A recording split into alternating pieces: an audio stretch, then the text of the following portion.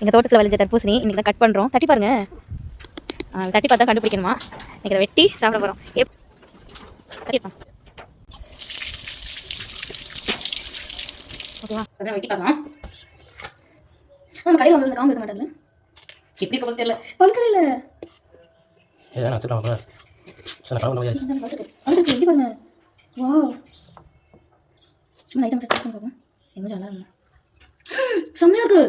வா, சத்தியமாக சூப்பராக இருக்குது. பண்ணி பிளேட்டிங் பண்ணியாச்சு. இப்போ தான் சாப்பிட போகிறோம்.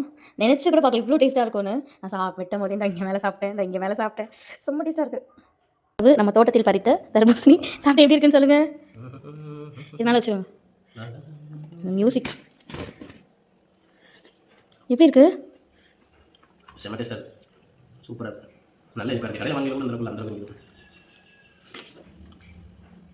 சரி, பாய் சொல்லிடுங்க.